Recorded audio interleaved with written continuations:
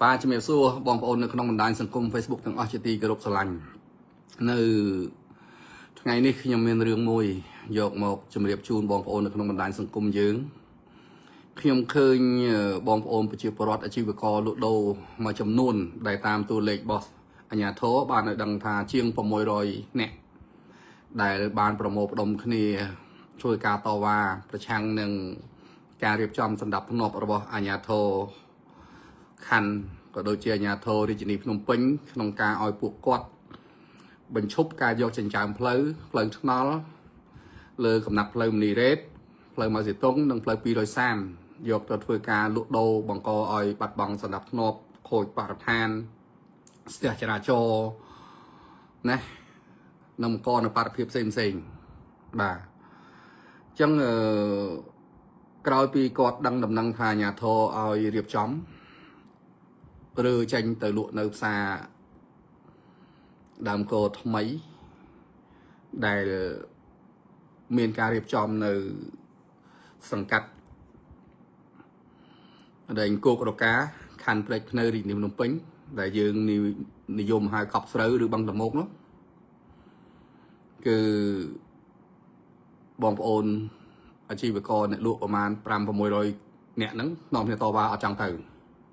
เราหดดอเชียนตะการบัดเพลย์ไอจีดาวบ่าเจ้ยมเฉลี่ยเป็นนี่ยมหมกลายโซ่ประโยชน์ตังกับปัตนี่ยมมาระยะนี้ยมอับเซอร์ใจหมกลายได้โดยสารยมเธอกาเป็นนึกฮอตนะให้มาอย่างที่ยมตังปีมาไปประจานไงบูนมันยมชื่อละหดโดยเช่นยมลายอัดกาต่ำทูสบายปีเป็นไงนั่งได้แต่ยมอาจลายบ้าน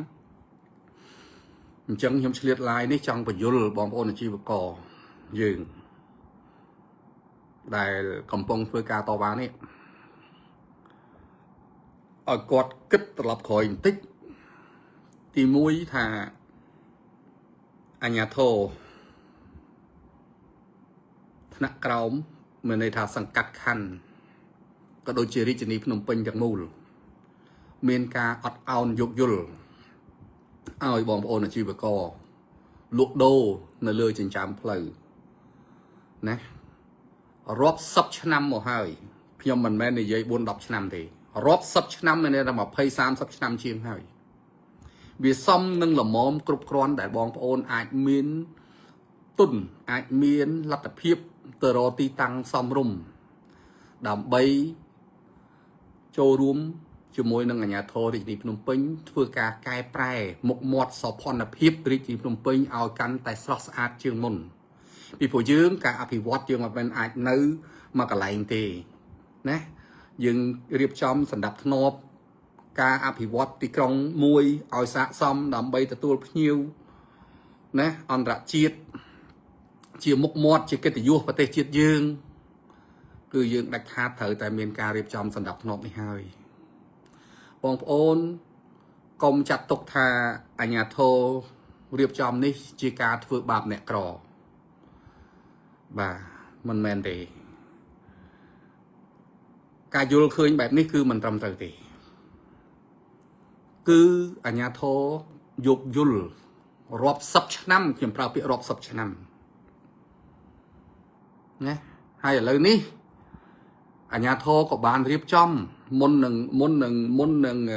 เรียบจอมสดับนบโจยบองโอนได้กำปงแต่ปลาปลาจำในเพลย์ก็โดยจีปลาปลาเพลย์มันนี่เรศเพลย์ปีโดยซ้ำหนึ่งเพลย์มาสิตงมาจำนวนดำใบเพื่อการบอกดมใจไปลายแต่กันตีสามเซนนุจ่องต่อวายนักยมกระทัดได้ชื่อหลมมอมแ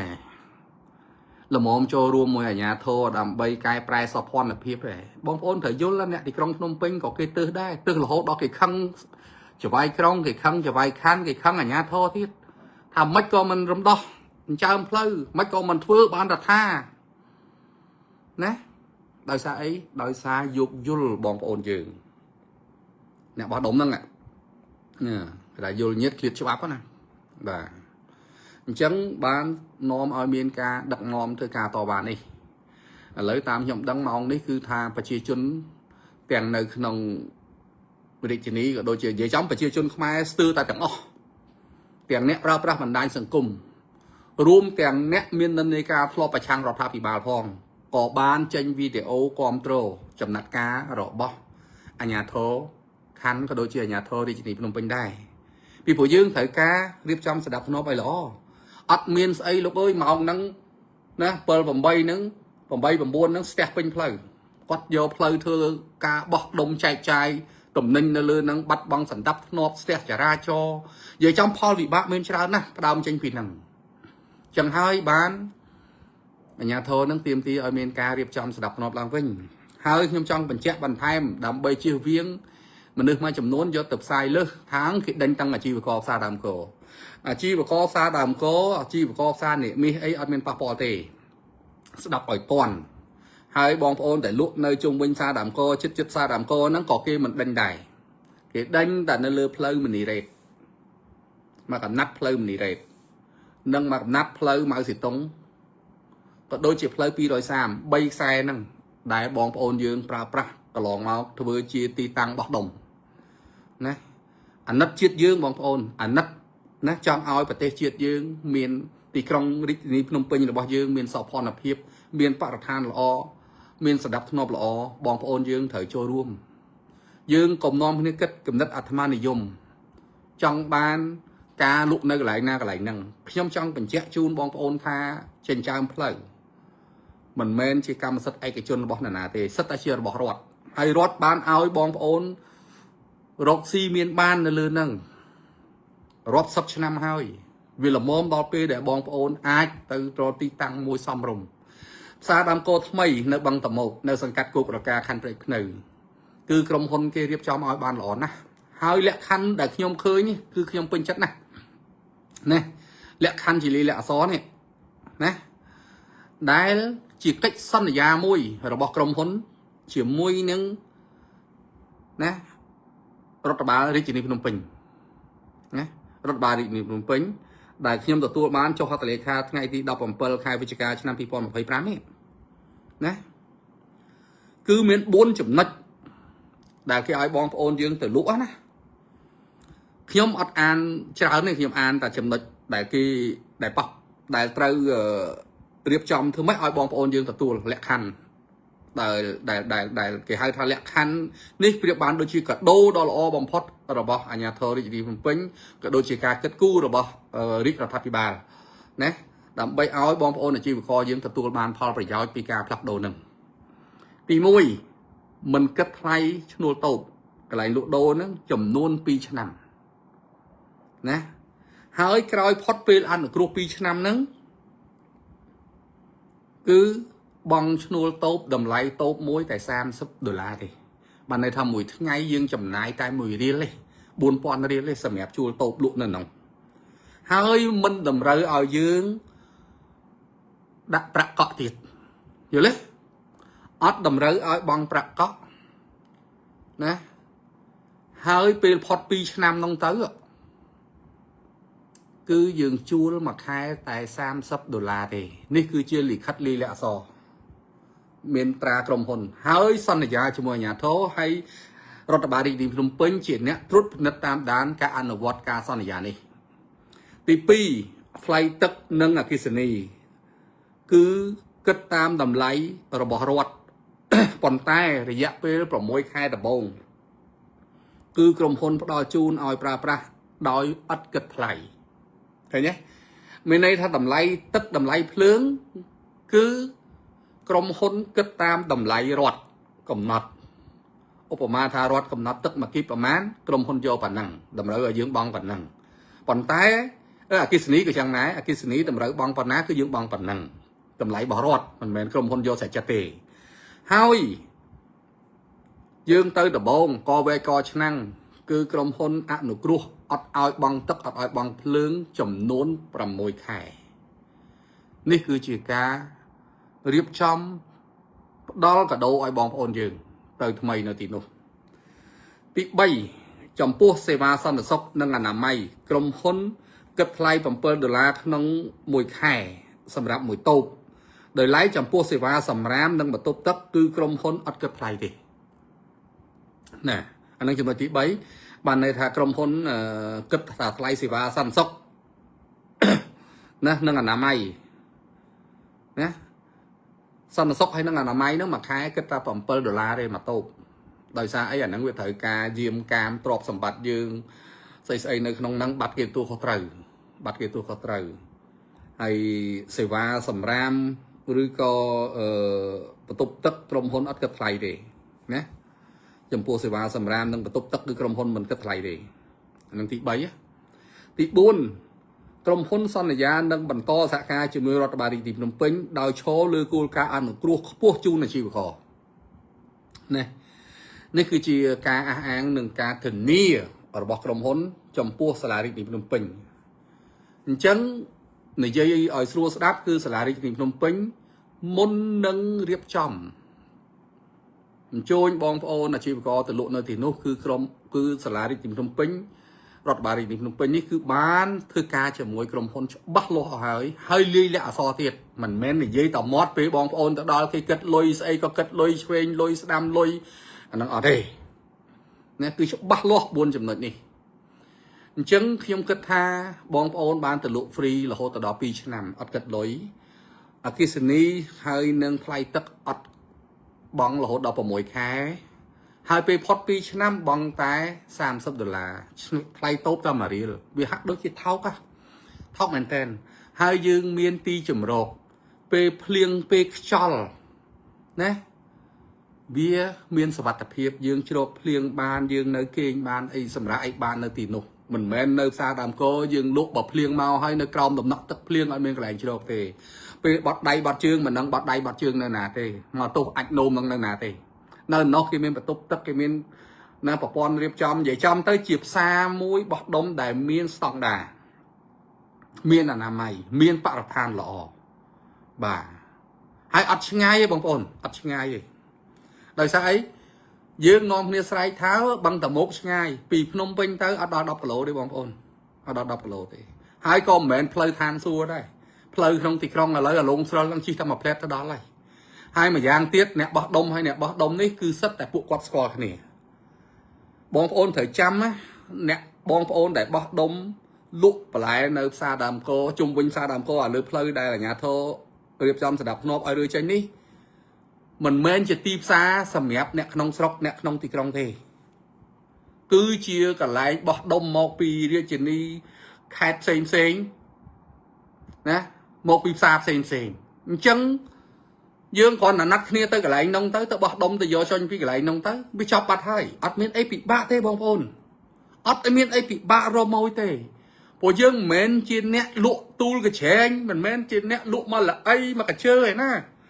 សិតតែបោះដុំដឹកទាំងឡានមកបងប្អូនសូមកុំយកពាក្យក្រីក្រមកដាក់ពីមុខខ្ញុំទទួលស្គាល់មានអ្នកក្រមានអ្នកខ្វះខាតអីខ្លះនៅក្នុងហ្នឹងប៉ុន្តែខ្ញុំហ៊ានអះអាងថាទៅដល់កន្លែងថ្មីបើលក់មិនដាច់បាយខ្ញុំមិនជឿថាសាលារាជធានីភ្នំពេញមើលនឹងភ្នែកទេតាមលឺអេដាមខួងស្រេងគាត់ទូរស័ព្ទប្រាប់ខ្ញុំគាត់ថាត្រៀមស្បៀងត្រៀមអង្គរបស់រាជរដ្ឋាភិបាលជាពិសេសស្ដាប់តាមការណែនាំរបស់សម្ដេចធិបតីគឺថាត្រៀមស្បៀងត្រៀមបំរុងគ្រប់បែបយ៉ាងសម្រាប់ជួយអាជីវករយើងបើសិនជាគាត់ទៅដល់ទីនោះអត់មានអ្នកទិញអត់មាន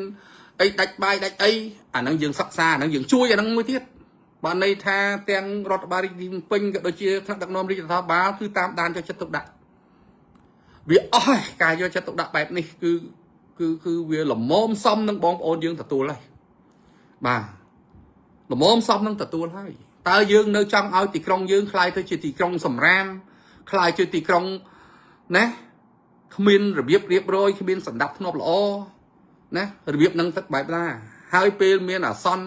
ត្រូវមានជួបគ្រោះអគ្គិភ័យក្នុងផ្ទះណាមួយនៅដែលបងប្អូនលក់ពេញផ្លូវអស់ហ្នឹងសួរថាពេលឡានទឹកទៅតាមណាប្រជាជនត្រូវឡានពេទ្យដឹកឆ្លងកាត់ទៅនឹងឆ្លងតាណាបើស្ទះផ្លូវពេញទាំងអស់ហើយយប់ឡើងតែម៉ោង10 10 2 10ហ្នឹងបងប្អូនបិទផ្លូវហ្នឹងអស់ហើយលក់នៅលើផ្លូវហ្នឹងសិតផ្សារបន្លែអស់ហើយហ្នឹងតើបងប្អូនដែលគិតថាចង់បានប្រយោជន៍តែខ្លួនឯងសម្រាប់តែ600នាក់ហ្នឹងតើមានគិតមនុស្សរាប់លាននាក់ដែលគេទ្រាំលំបាកជាមួយយើងរាប់សិបឆ្នាំមកទេណាយើងជួយនោះវាជួយអស់ប៉ុណ្ណឹងហើយអញ្ចឹងខ្ញុំគិតថាបងប្អូនយើងយោគយល់ ណាយុគយល់ហើយនាំគ្នាស្ម័គ្រចិត្តទៅហើយបើយើងមិនទៅពេលនេះថ្ងៃក្រោយតូបនៅខាងផ្សារបឹងតមោកផ្សារដើមកោថ្មីហ្នឹងគេទិញអស់បងប្អូនទៅណាគេជួលអស់បងប្អូនទៅណាអញ្ចឹងការគិតគូរពេលនេះគឺជាឱកាសល្អសម្រាប់បងប្អូនយើងអាចទៅចាប់យកទីតាំងទាំងអស់នោះលក់ណាក្រោមបរិយាកាសមួយល្អអំណោយផលហើយដូចយើងទៅលក់ហ្វ្រីអីហ្នឹងបាទដូចទៅលក់ហ្វ្រីបងប្អូនហើយអត់ឆ្ងាយទេបងប្អូនត្រូវចាំថាអត់ឆ្ងាយទេបាទកុំយកដី4-10គីឡូថាឆ្ងាយពីមុនណាអ្នកភ្នំពេញទៅលេងគៀនស្វាយថាឆ្ងាយឥឡូវគៀនស្វាយឥឡូវសិតតែបរិយាទេគួរស្រូវថាឆ្ងាយឥឡូវអត់ទេតែមួយផ្លែតដល់ហើយនេះសំបីដល់ពលានយន្តហោះឥឡូវហ្នឹងមិនមែនធ្វើនៅពួកចតុងទៀតណាពលានយន្តហោះឥឡូវនោះធ្វើនៅកណ្ដាលស្ទឹងព្រមបទល់គ្នាជាមួយតកែវកណ្ដាល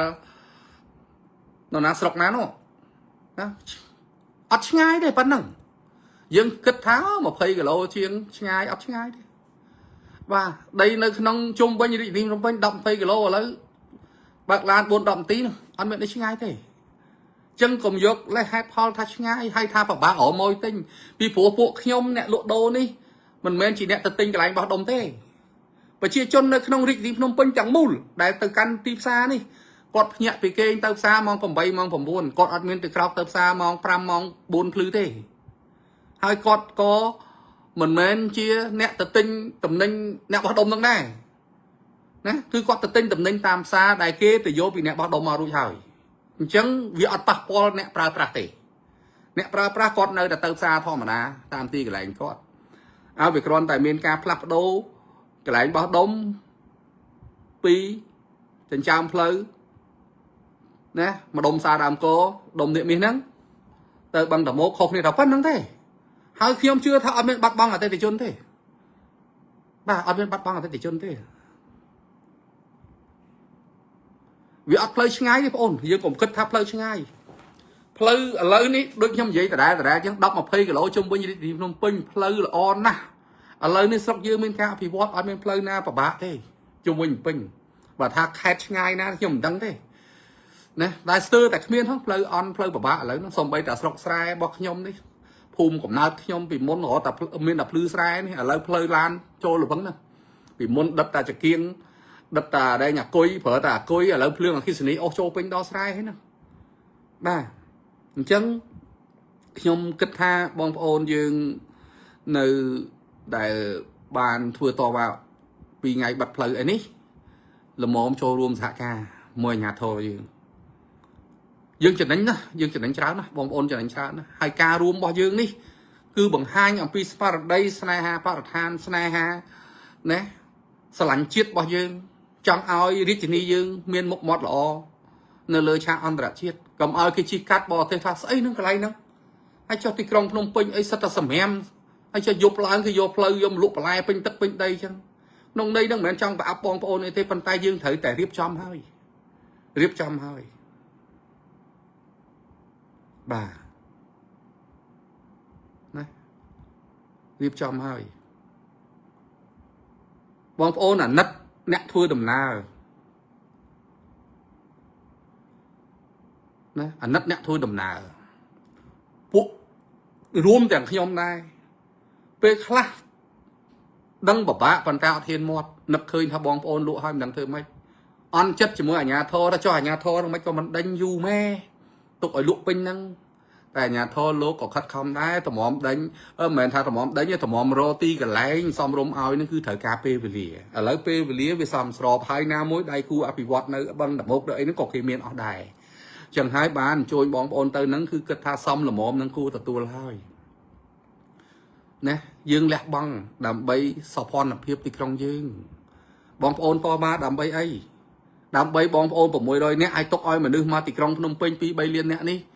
របួសផ្លូវចិត្តដោយសារបងប្អូនឬយ៉ាងម៉េចបងប្អូនគិតតែអំពីផលប្រយោជន៍ថាអូឆ្ងាយណាស់ខ្ញុំរស់នៅនឹងមកចុះហើយឥឡូវឧទាហរណ៍មកចុះបងប្អូនគិតថាអញ្ចាំផ្លូវទាំងអស់ហ្នឹងជាកម្មសិទ្ធិផ្ដាច់មុខរបស់បងប្អូន600នាក់ហ្នឹងឬយ៉ាងណាអានេះយើងនិយាយគ្នាក្រៅឆាកបងប្អូនបញ្យល់ប្រាប់ខ្ញុំមកថាតើចិញ្ចើមផ្លូវដែលបងប្អូនកំពុងតែចាប់យកធ្វើអាជីវកម្មចិញ្ចើមផ្លូវជាដីចំណីផ្លូវសាធារណៈរបស់រដ្ឋហើយបងប្អូនបានលក់លោលឿននៅលឿនហ្នឹងរាប់សិបឆ្នាំមកហើយ mà phây sam sắp năm chiêng mà hơi ta nơi bẩn to là hốt đó 50-60 năm rưỡi mà rồi năm thứ tiết đi rằng mày nè là bom ôn chơi mọi nhóm không to báo ở trong tư là ui thọ ra trong nơi ta nơi bỏ man năm tập một tiết 10 năm 20 năm 30 năm rưỡi có to côn to trắng là bom ôn chơi mất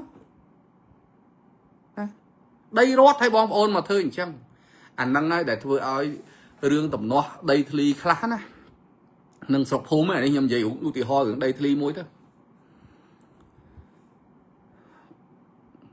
lúc ta mà nè con miền đấy mà lồ con thừa tèo mà chỉ hiếng và túc mà chỉ hiếng tận nề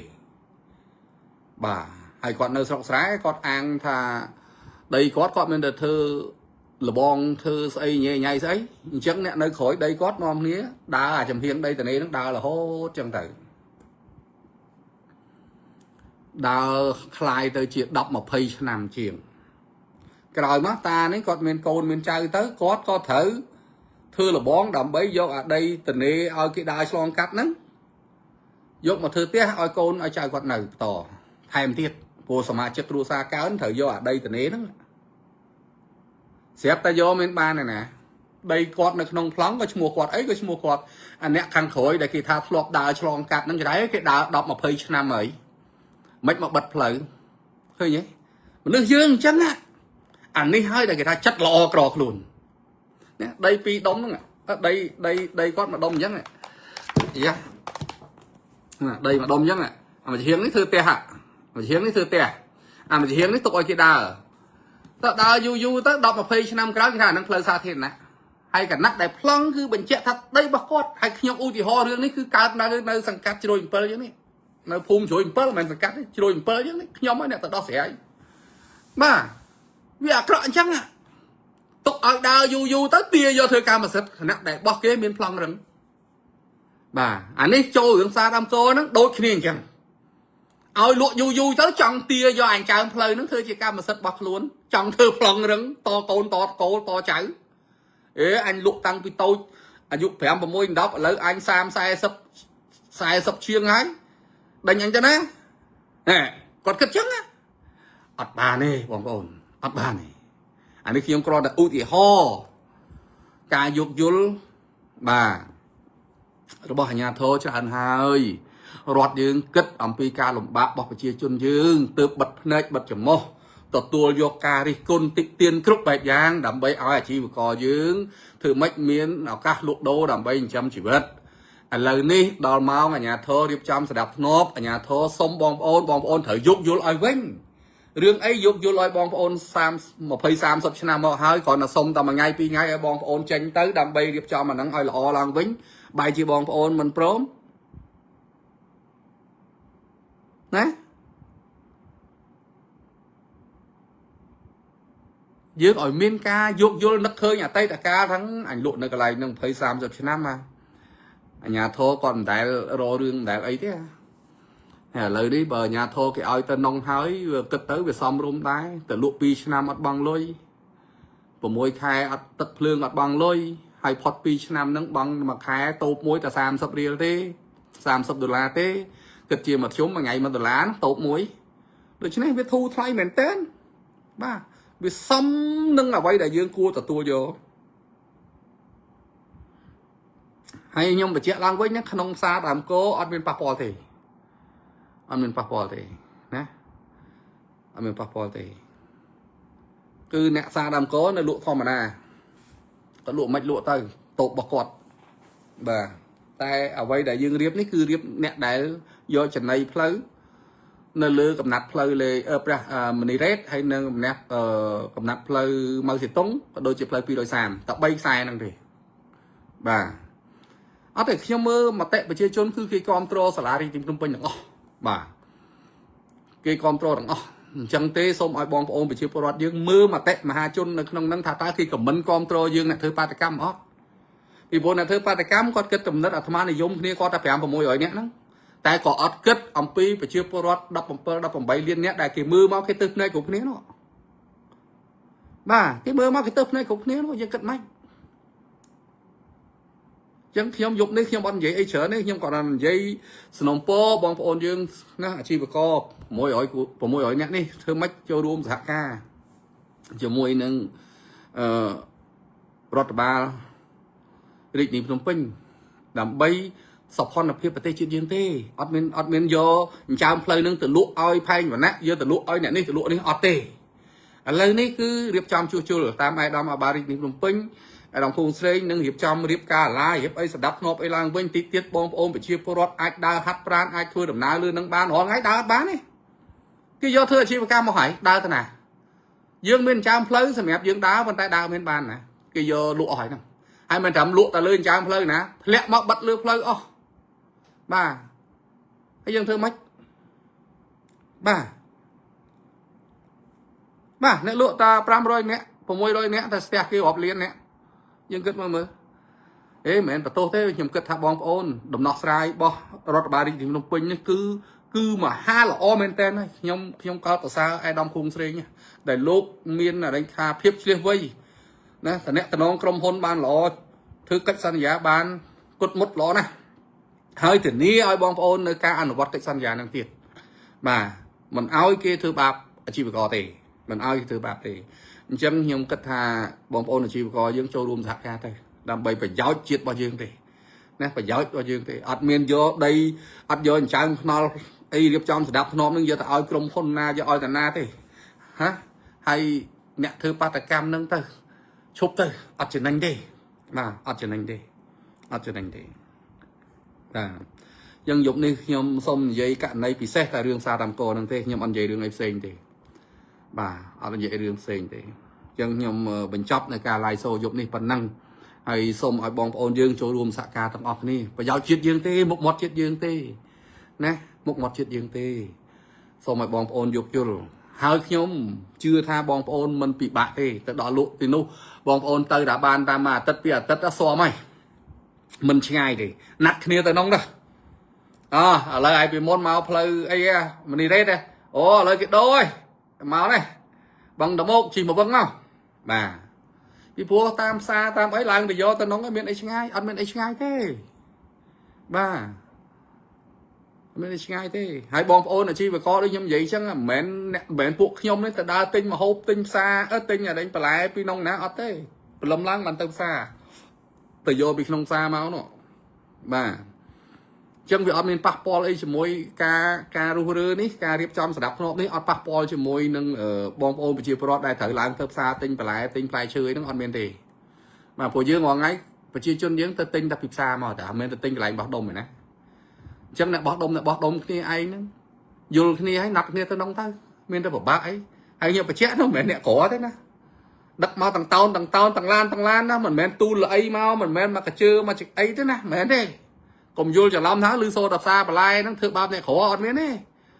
ដឹកទាំងតោនណាម្នាក់សិតតែអង្គញាសិតតែមានណាបាទចឹងសូមឲ្យបងប្អូនយើងចូលរួមណាចូលរួមគាំទ្រទៅដើម្បីកិត្តិយសប្រទេសជាតិយើងសោភ័ណភាពរាជធានីយើងមួយនាំគ្នាចង់បានរាជធានីល្អរាជធានីស្អាតចង់ឲ្យរំដោះចិញ្ចើមផ្លូវឮថានាំគ្នារិះគន់ចវាយក្រុងថាចវាយក្រុងឮថាអួតណាអស់5 6នាក់ឯងចវាយក្រុងឮថារំដោះចវាយក្រុងហ្នឹងនិយាយរហូតដល់ចង់នាំគ្នាអាដែងស្អប់ចវាយក្រុងទៀតថាធ្វើមិនបានឥឡូវធ្វើបានដោយសារកន្លងមកធ្វើមិនបានហ្នឹងគឺយើងមានការយោគយល់អាណិតប្រជាពលរដ្ឋយើងឲ្យ